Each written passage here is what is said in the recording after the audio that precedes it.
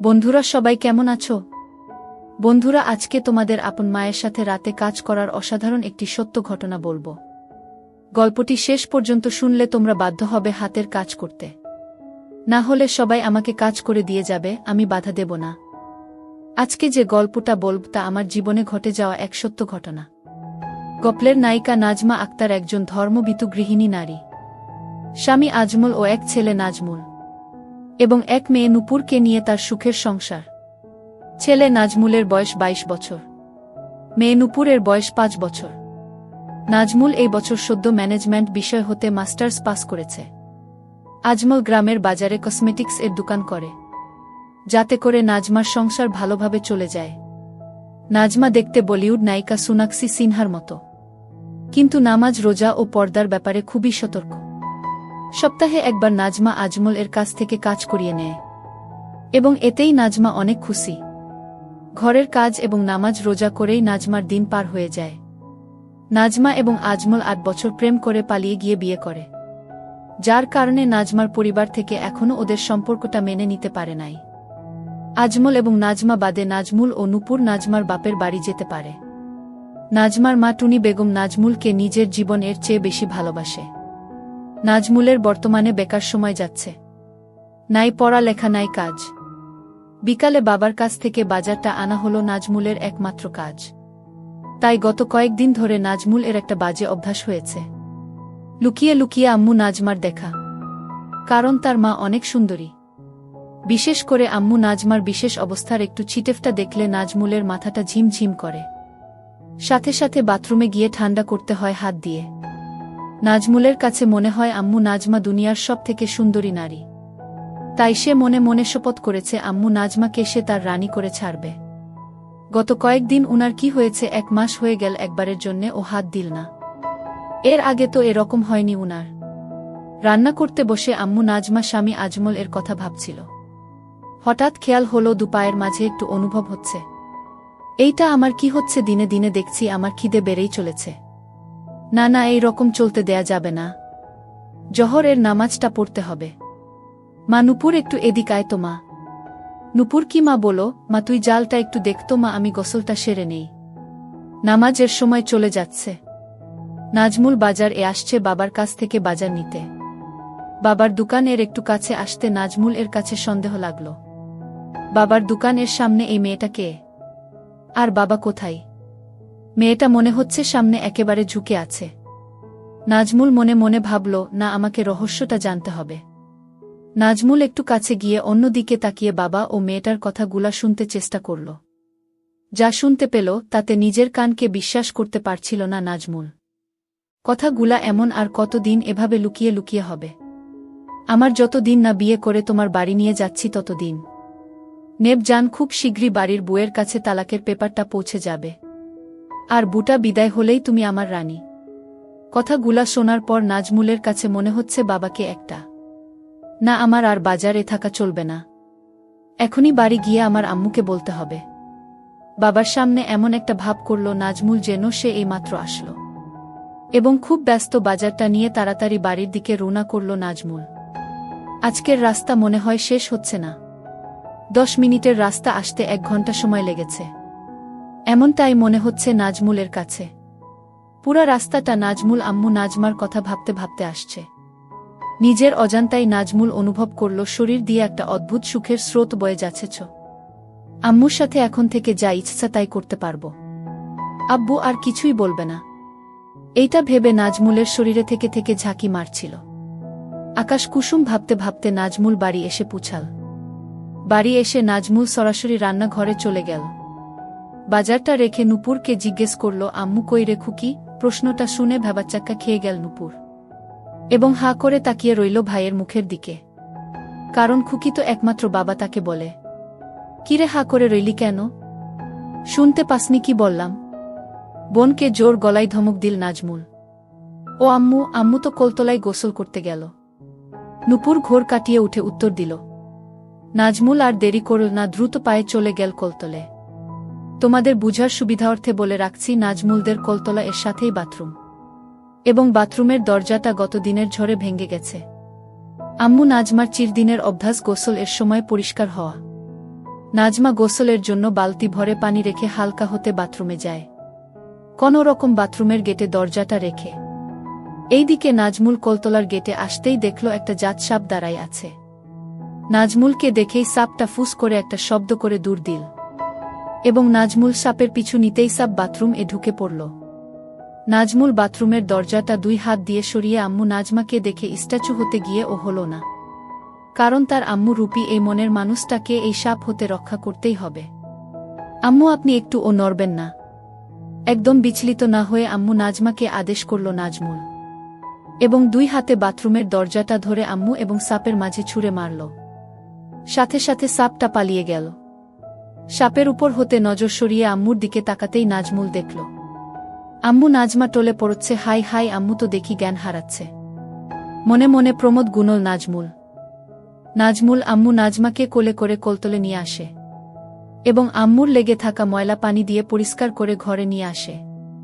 ভাইয়া আম্মুর কি হয়েছে? নূপুর দূর থেকে দেখে দৌড়ে এসে কাদা কাদা মুখে নাজমুলকে জিজ্ঞাসা করে। ও কিছু না, তুই রান্নার কাছে যা, আমি আম্মুকে দেখছি। নাজমুল বোনকে আশ্বস্ত করে রান্নার কাছে পাঠিয়ে দেয়। নাজমুল হাতে পানি নিয়ে আম্মুর মুখে পানির ঝটকা দিবে, এমন সময় মাথায় একটা শয়তানি বুদ্ধি আসে। আচ্ছা, আম্মু তো এখন বেহুশ, তাহলে এই সুযোগটা আমি কাজে লাগাচ্ছি না কেন? নাজমুল নিজের কাছে নিজেই প্রশ্ন করে ভাবনাটা মাথায় আসতেই মাথার উপর ফ্যান চলছে, তারপর ও নাজমুল এর ঘাম ঝরছে। কাপা কাপা হাতে শাড়ির আঁচলটা সরিয়ে দেয়। নাজমুলের মাথায় চক্কর মারে, মনে হচ্ছে কারো হাত পড়ে নাই এখনো। হঠাৎ কানের কাছে নূপুর এর গলা ভেসে এল। ভাইয়া ভাত রান্না শেষ, এখন কি করব? নাজমুল আম্মু নাজমার মুখ সরাতে সরাতে ভূত দেখার মতো করে বলল, তুই এখানে আসছিস কেন? ওখান থেকে বললেই তো পারতি। তুই রান্না ঘরে গিয়ে মাছটা কাট, গিয়ে আমি আসছি। নাজমুল ভাবল না আর এটাকে দীর্ঘায়িত করা যাবে না, এখনই আম্মুর জ্ঞান ফেরাতে হবে। তার আগে আমার জন্মস্থান এবং আমার স্বর্গটা একটু দেখে নেই। কাপা কাপা হাতে নাজমুল আম্মু নাজমা আবার সব ঠিক করে দিল। নাজমুল, ঘুমন্ত আম্মুকে আমি চাই না, আমি খাব আমার জাগ্রত আম্মুকে চাই। মুখে পানির ছিটা লাগতেই আম্মু নাজমা চিৎকার দিয়ে বলে উঠল, সাপ! সাপ চলে গেছে আম্মু, আপনি এখন ঘরে আমার কাছে। এই যে দেখেন, বলতে বলতে নাজমুল আম্মু নাজমাকে কাছে টেনে ধরল। নাজমার স্বাভাবিক হতে 3 থেকে 4 মিনিট সময় লাগল এবং নাজমুল এই সুযোগে আম্মুকে ধরে রাখল। আম্মু নাজমা মনে মনে ভাবল, বিষয়টা বাড়াবাড়ি হয়ে যাচ্ছে। বাবু, আমার খুব ক্লান্ত লাগছে, আমাকে একটু একা থাকতে দে এখন।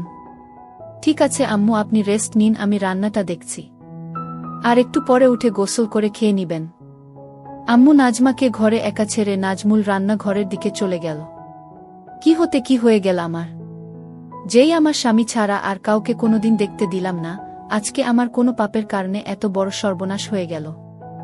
আমার ছেলে সব দেখে নিয়েছে। হে মালিক, তুমি আমার মরণ দিচ্ছ না কেন?